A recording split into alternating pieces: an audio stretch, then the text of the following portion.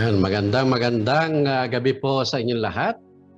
Muli po ang inyong lingkod, Pastor Serge Sarevalo, ay narito at minsan pa ay magbibigay sa inyo ng magandang balita, mabuting balita. At katulad ng ating teksto sa gabing ito, ay ipahayag po natin yung mabuting balita sa iba. Ang diwa po ng text natin ngayon, 2 Timothy chapter 2 verse 2, ay discipleship. O kaya ay Paul Timothy discipleship. Manap tayo ng isang kaibigan, mahal sa buhay, isang Kristiyano na posible na maging tulad ninyo. Tulad ninyong naglilingkod sa ating Panginoon. Ituro natin sa kanila, i-disciple natin sila. Turuan natin step by step. Katulad ng ginawa ng Panginoong Kristo. Siya po ay nakipamayan for about 3 years sa kanyang mga disipulo. Tinuruan sila day and night. Dinisciple sila day and night. At of course, after that, pwede nang iwanan sila. At iniwan nga ng Panginoon ang mga disipulo. Di ba? At ang mga disipulo ang siyang nagpatuloy ng misyon ng ating Panginoon. Sa kasalukuyang panahon ay sinasabi ni Pablo sa atin, lalo na kay Timoteo, na ituro natin ang ika nga ay misyon o responsibility na iniwan ng Panginoon sa atin. Yung pong tinatawag na Paul Timothy strategy ay yung pong talagang tuturuan nyo kung pwedeng day and night. Lalo ngayon, napaka-bilis na ngayon ng mga communication. Mayroong mga gadget tayo, cellphone, meron tayong internet. Kaya mas mabilis, mas madali sa kasalukuyang panahon. Di ba? At yan po kinakailangan natin para umunlad ang ating mga simbahan ay magkaroon tayo ng Paul Timothy strategy. Nalulungkot lang ako sa mga simbahan ngayon. Matagal nang mananampalataya hanggang ngayon. Hindi pa sila nakapagdi-disciple kahit iisa. Kahit na mga anak nila o mahal nila sa buhay. Kinakailangan po ay meron kayong maiwan na legacy sa pananampalataya. At ang legacy na ito ay naituro nyo sa kanila ang ebanghelyo ng Panginoon at sila later on ay magdi-disciple din ng iba. So mga minamahal mga kapatid, hinihikayat ko po kayo sa gabing ito, humanap po kayo ng isa, kahit isa lang, na inyong paglilingkuran, na inyong tuturuan sa loob ng, for example, 3 years. Jesus Christ, 3 years, di ba? Okay, 3 years. Okay? Turuan po natin ito. Turuan natin sila kung papaano manghihikayat sa Panginoon, papaano ibabahagi ang salita ng Panginoon. Alam po ninyo, ang mga mananampalataya ngayon, para bang sinasarili na lang nila yung kanilang karanasan sa Panginoon. Hindi po ganoon. Kaya tayo po ay iniligtas ng Panginoon ay upang magligtas din ng iba. In other words, we should become channel of blessings for others. So, tingnan po ninyo. Sino ba sa inyong kapaligiran ang pwede niyong turuan for 3 years? Gabayan sila. Paano ba magmisyon? Paano ba magbahagi ng salita ng Panginoon? Alam nyo, kahit hindi po kayo preacher, kahit hindi po kayo pastor, pwede niyong ituro ito. Ano man ang meron sa inyo, ito pa makikita nyo, pati kayo matututo sa pagtuturo. Karanasan ko po yan. Ako po yung nagturo sa mga pastor, sa seminaryo, sa mga Bible school. Habang ako yung nagtuturo, ako din natututo.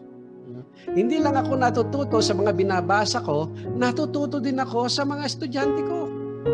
Lalo na pagka nagsalita sila ng kanilang mga karanasan. Di ba napakasaya? Hindi lang sila natututo sa akin, ako din natututo sa kanila. Kaya nga, Mga minamahal mga kapatid, subukan nyo. Subukan nyo na humanap kayo ng inyong Timoteo. Find your own Timothy and disciple them. No? Step by step. At ito po ang maganda. Halimbawa, hindi nyo alam yon. It's a challenge for you na mag-aral, mag-review. No? Magtanong sa inyong pastor. Pastor, may tanong yung aking Timothy na ganitong idea, okay, whatever. Ano ba masasabi nyo? Paano nyo ako matuturuan? Pati yung pastor nyo ay matututo din sa inyong pagtatanong. Di ba? Napakasaya nun. Kaya nga mga minamahal mga kapatid, sana maging hamon sa atin sa gabing ito. Huwag kayong matutulog na hindi nyo pinapanalangin at hinahanap yung isang Timoteo nyo. Natuturuan nyo ng 3 taon. Okay? Turuan po nyo. Kung kayo makapagturong 2, 3, okay. Isa, okay na rin yun. Ha? At least meron kayong matuturuan. Maibabahagi nyo ang salita ng Panginoon. Sabihin nyo, hindi ko naranasan ito eh. Kaya nga, iparanas nyo sa iba. At kung kailangan po nyo ng tulong, ng pagtuturo, paano gagawin to, PM nyo lang po ako, I'm willing to help you. No? Who knows, baka magkaroon tayo ng special session sa ibang Zoom, Zoom meeting, kung paano gagawin ito. PM nyo ako para sa ganun ay malaman ko kung gusto nyo nga yung training na gano'n. So, sa gabing ito, mga minamahal mga kapatid, kailangan po, isipin natin, sino ba yung pwede natin gawing Timoteo? Ipanalangin po natin siya sa madaling araw, sa gabi, every time. At alam ko po, gagamitin kayo ng Panginoon. Alam po nyo, sa ibang mga simbahan na ako'y napuntahan, dahilan sa ako po'y merong gift of discernment, nakikita ko po kung sino yung pwedeng magpastor, o kaya naman maging leader ng iglesia. Ay sinasabi ko sa kapatid na yon, kapatid, darating ang panahon, magpapastor ka, at ipinapanalangin ko sila. Maaring mawala na po ako doon sa iglesyang yon, pero yung panalangin po natin, nakakatulong yun sapagkat nalalaman ng Panginoon na mayroong qualified na maging manggagawa o leader like ko doon sa lugar na yon. Kaya nga, sino po? Sabihin nyo, Pastor, nag-training na ako ng isa eh. O di isa pa. Nakatatlo na po ako, di isa pa. In other words, huwag po tayong tumigil habang tayo ay nabubuhay, ay hinahamon tayo ng Panginoon na ibahagi sa iba ang ating pong karanasan, ang ating natutuhan sa ating Panginoon. Amen po ba? So sana po sa gabing ito ay nahamon kayo sa aking challenge sa inyo. Umanap kayo ng inyong Timothy. I-text niyo po sa akin. At I'm willing to help you. Actually, kung kailangan po ninyo ng mga babasahin, mga pamphlets, tracts, articles, I'm willing to provide you kasi meron po akong mga naipon na. Yun po ang aking maiwan sa inyo. I'm willing to help you. Find your Timothy and God bless you.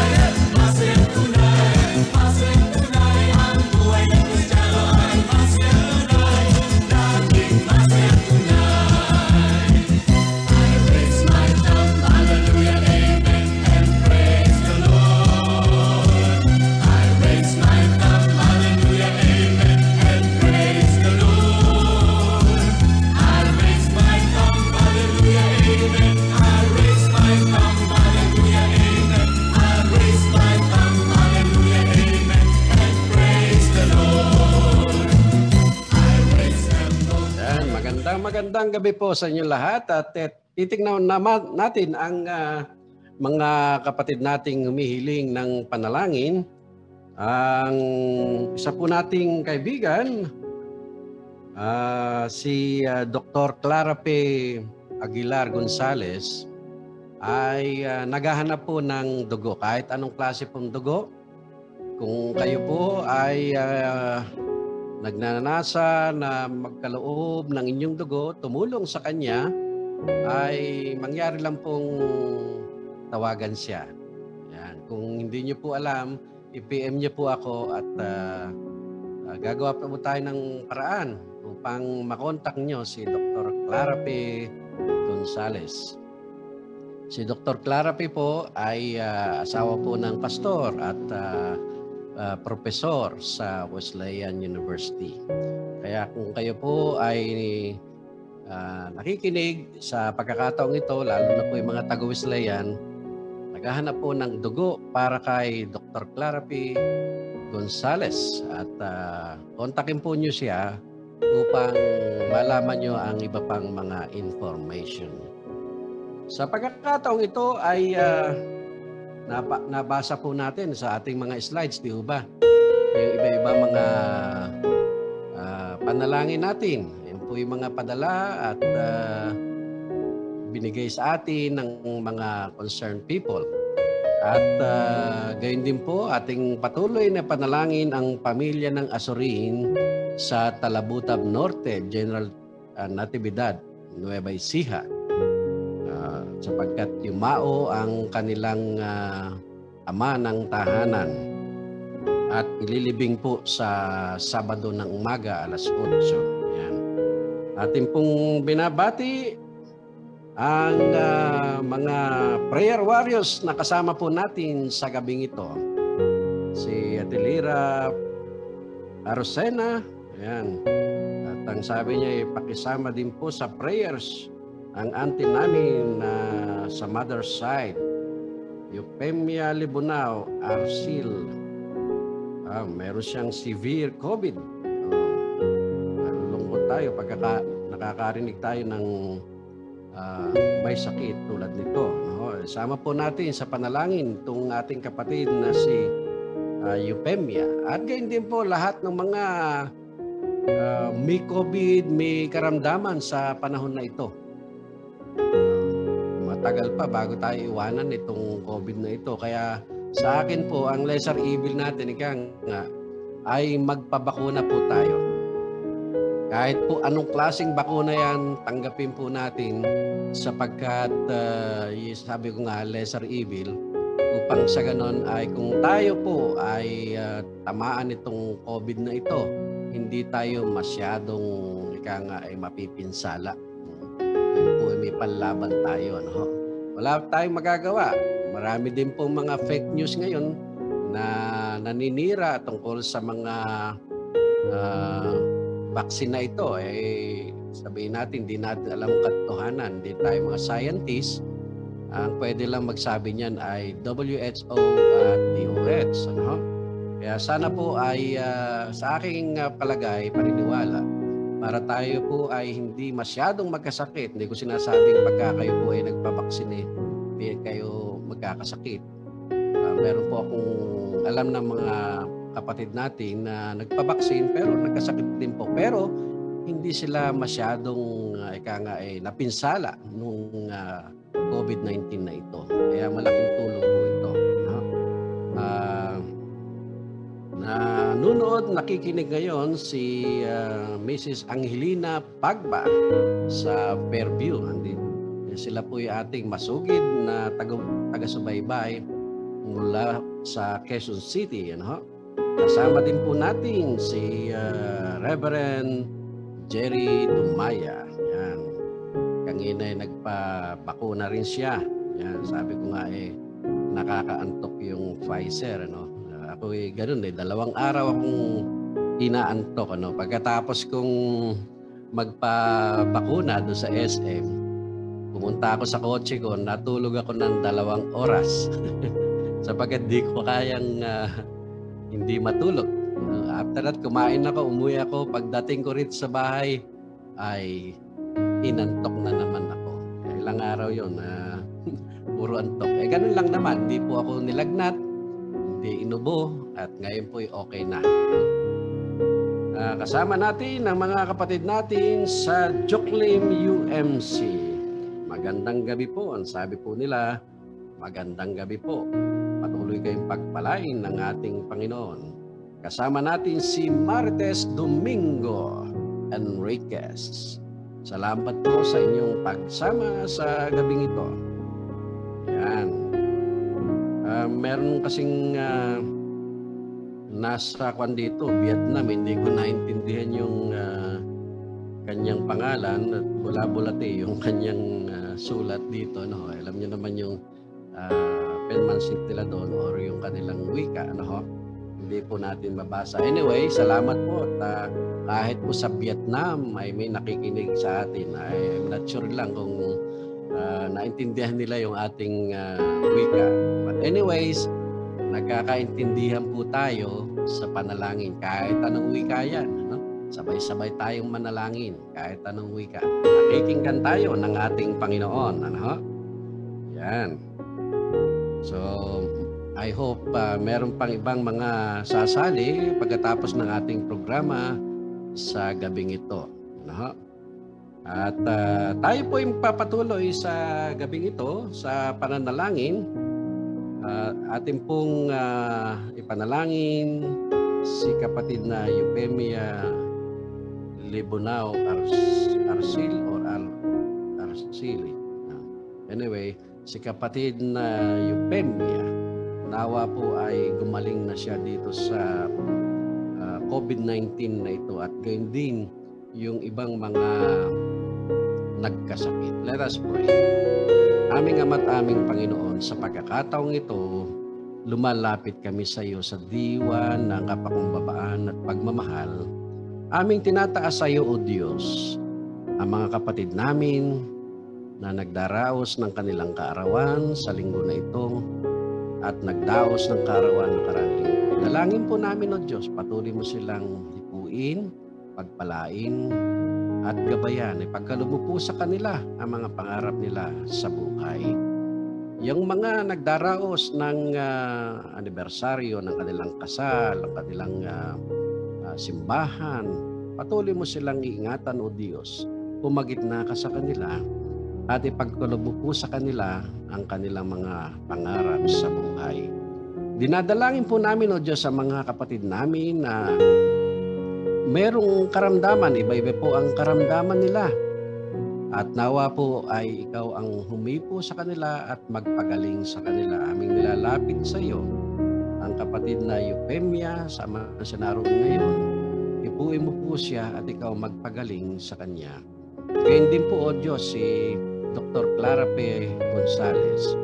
Nawa, O Diyos, ay magtawag ka ng mga taong tutulong sa kanya at nawa ay mag-donate sila ng kanilang mga dugo. Inihiling din po namin, O Diyos, lahat ng aming mga taga-panood, taga-pakinig ngayon, ay yung pagpalain sila, si kapatid na Angelina Pagba, Dilira Arosena, si Pastor Jerry, gayon din si kapatid na Marites Enriquez, ang mga kapatid sa Joklim UMC, ang kapatid na Julie Fuentes. Nawa, O Diyos, ikaw magpala sa aming mga kapatid na ito. Ingatan mo po sila. At nawa, O Diyos, ay samahan mo sila sa lahat ng pagkakataon. Kung sila ay nakakaranas ng mga hamon sa buhay, huwag mo po silang bibitawan, huwag mo silang pababayaan, O Diyos. Samahan mo po sila, O Diyos, at tulungan mo silang patuloy na maglingkod sa iyo sa Espiritu at sa katotohanan. Lord God, aming pong nilalapit sa iyo ang lahat ng pamilya ng aming mga kapatid sa iba-ibang mga simbahan.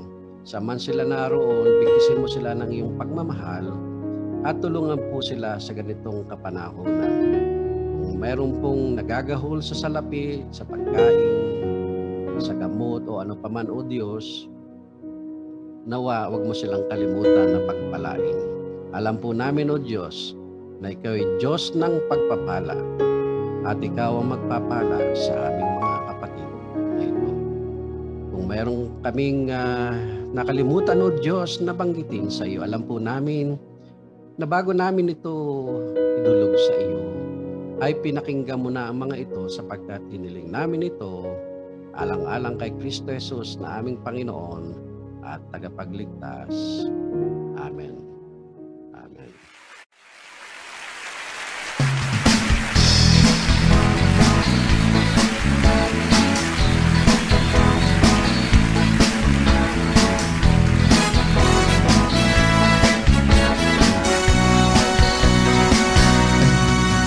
Sinasabi ng salita ng Diyos, siksik, liglig at umaapaw, ang siya ninyong maranasan pag nagbigay, pag nagbigay. Magbigay na may kagalakan, magbigay nang mula sa puso, magbigay